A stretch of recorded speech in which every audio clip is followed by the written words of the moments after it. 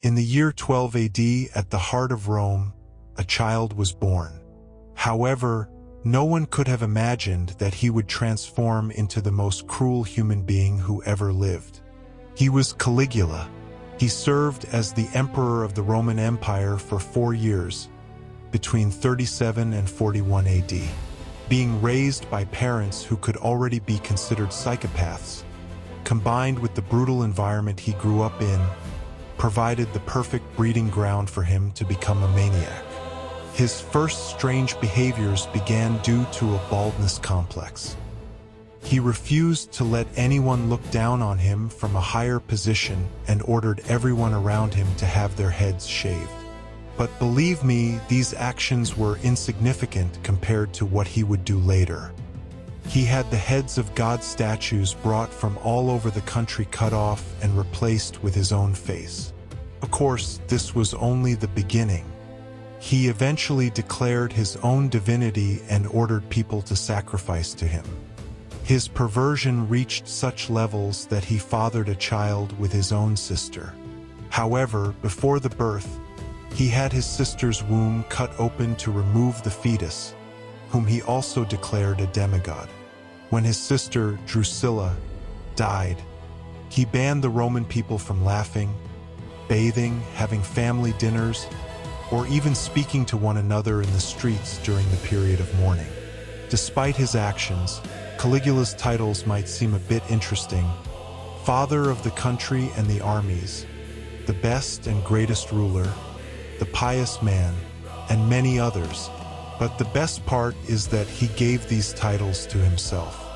In those times, Roman emperors were the most powerful and untouchable people in the world. This intoxication of power allowed weak characters like Caligula to do things beyond imagination. If you ever caught his eye, know that it meant your death sentence, and a frantic death at that.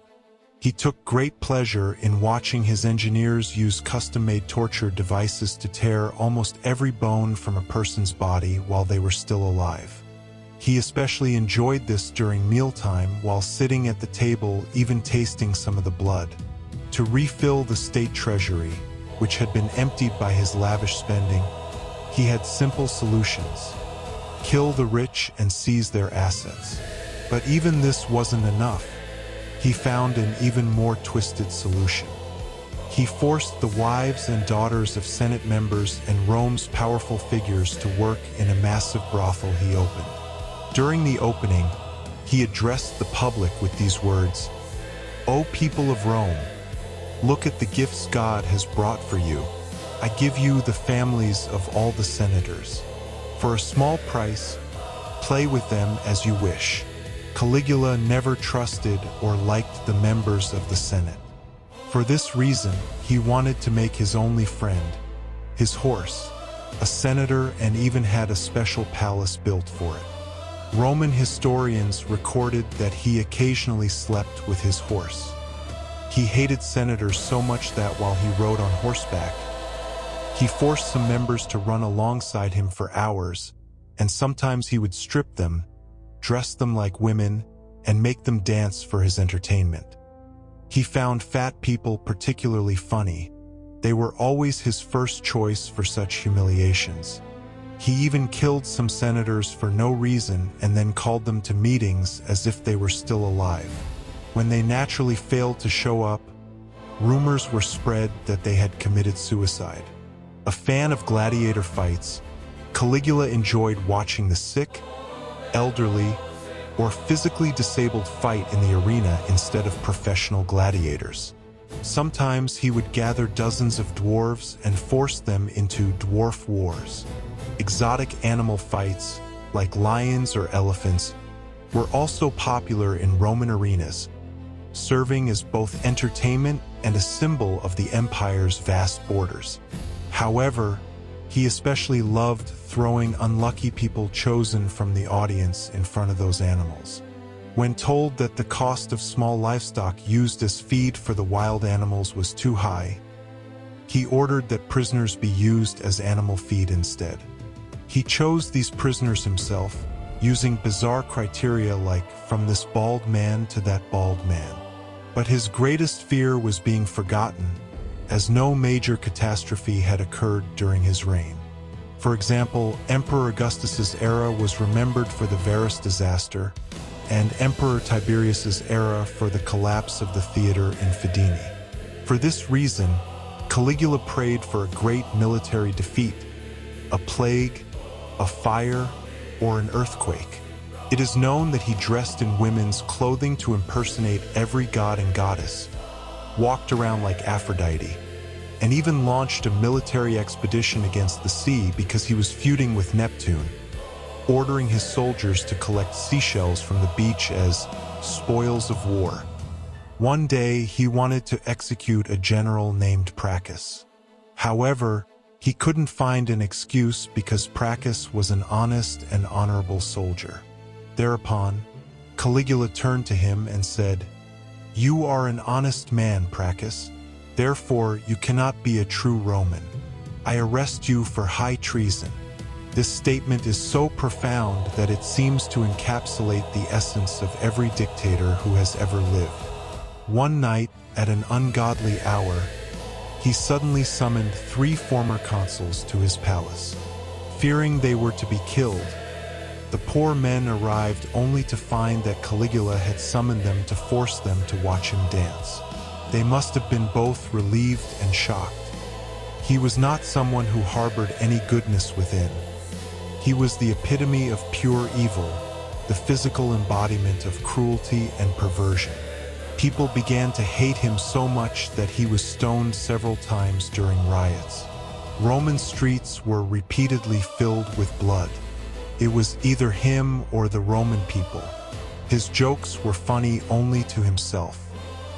He would urinate into the senators' food, force them to eat someone he had killed, and then reveal this atrocity after the meal, bursting into laughter at the sight of his guests vomiting.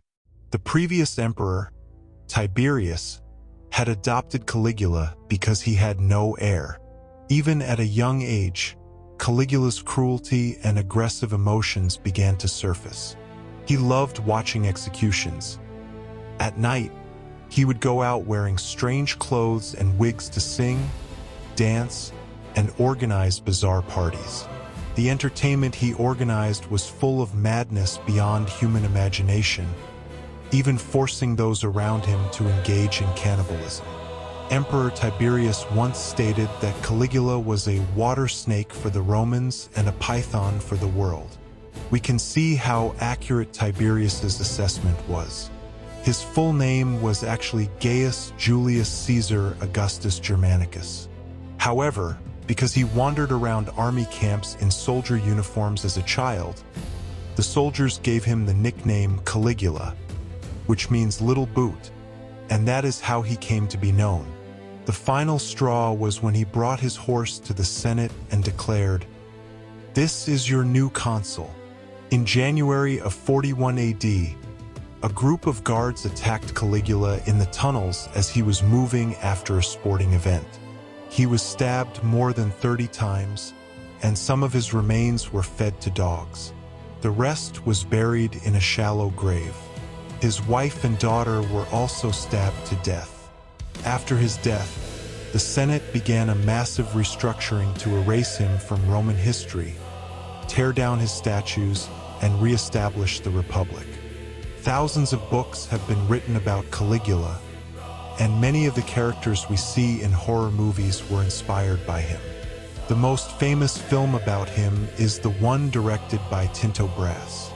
As for the cause of all this depravity, historians and experts believe he suffered from many ailments, including epilepsy and schizophrenia.